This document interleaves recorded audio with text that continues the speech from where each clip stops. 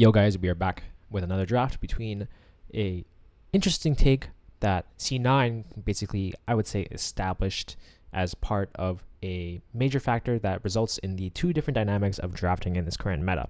There's a lot of different styles and a lot of different team comps and directions that you can actually take your draft right now. And this is some of the highest variance I've seen across different teams, across like whatever they prioritize, what picks they like, and all of that. And I think C9's approach here basically shows their confidence in their read of the current meta, and it really shows in their play being able to take advantages and understand where they can really garner it. And this starts off with the B1 Nautilus in this slot here. And it's not anything particularly like amazing per se, right? It's more so it's a pick that's, a really strong constant. We've seen a lot in a lot of different metas time and time again. It basically shows nothing, right? And also it's brought up by the fact that the Yone is actually banned in phase 1 by IMT here, which is a little bit of an interesting ban, but could be that IMT want to remove that from the potential pool, and they've been having trouble against that champion. I won't look into it too deeply. However, a lot of teams have been just opting for the Corki response as well as any other priority pick that they want. And this is because of the Corki changes, of course, but the Maokai is presumably jungle, but in this case, it ends up being a flex top.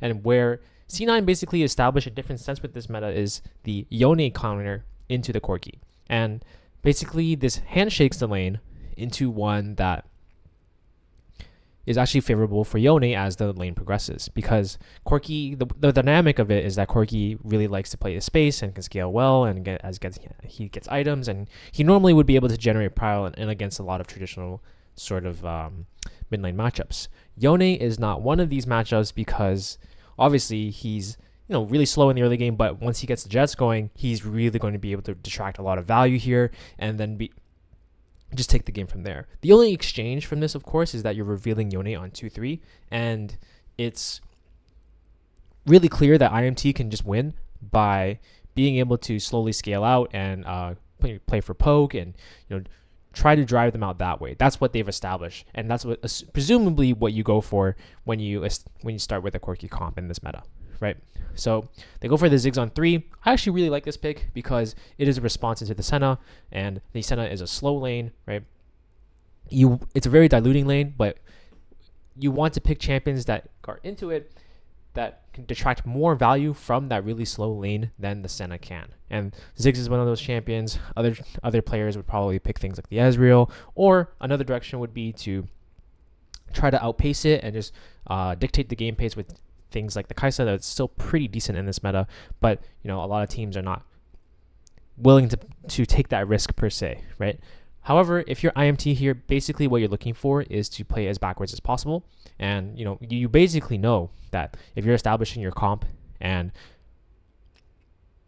your picks are these, then the theme of the entire draft is pretty much set. And that's what happens in this current dynamic when teams are trading the Yone versus the Corki. It basically sets up the entire rest of the draft, where one team is playing forwards and the other team is playing backwards. And whether or not whoever is successful here is really lying contingent on one, execution, and two, which set of champions is able to do their job better than the others. So in these cases, this is a meta where it's okay to reveal your sort of direction early, because doing so actually nets you so much of an advantage that it's okay. And it doesn't seem that we're in a meta that one style like hard counters another style. And that's really interesting, because while normally that's the case, this is a chance where teams can kind of focus more on the style that they like to play versus one that's directly optimal and leaves themselves to exposure. However, the other version of this style is the game pace. And you can kind of see this with C9. They're picking up really high tempo champions. And they really pick up on the fact that IMT is not really trying to go for many advantages in draft. The main one would be the Ziggs pick in this case, in which case it's not too bad. You're detracting value, but it's also something that's like not commanding. You're not dictating the pace of the game, right? It's for all intents and purposes, it is on C9 to sort of win this game. And the nail in the coffin here is actually the flex into the Lee Sin top from I believe so, into the Lee Sin top here from the Maokai, because now,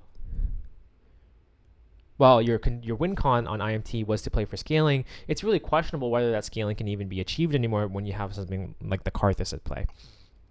And although C9 were probably made some great plays here because of their ability and their comp to really dictate fights, and they had a lot more flexibility in their fights than, let's say, IMT's comp has. IMT's comp can really only just play poke and peel it out. But on the side of C9, you have so much more flexibility and you have so many more options in terms of your game pace by not having to worry too much about getting outscaled, because IMT's comp doesn't too focused on completely shutting it down. So I think IMT had a better opportunity here to really pressure C9, and it was kind of a mischance. And although they got like quote unquote decent picks in their eyes, and they got decent counters in certain slots, it's clearly not like enough, and there was a little bit of a difference in how they perceived the meta, which resulted in this draft. So kudos to C9. Hopefully this was insightful to you guys, and I'll catch you in the next one. See ya.